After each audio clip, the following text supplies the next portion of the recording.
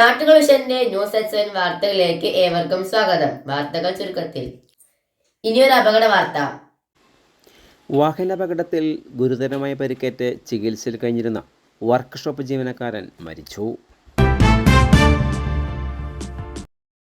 കാരാകുർശി അയ്യപ്പൻകാവിന് സമീപം bike workshop നടത്തുന്ന രാജുവാണ് മരിച്ചത്.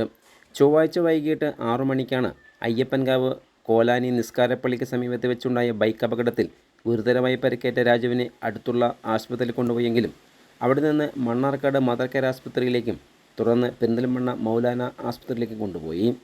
ചികിത്സയിലിരിക്കെ വ്യാഴാഴ്ച രാത്രിയാണ് രാജു മരിച്ചത്.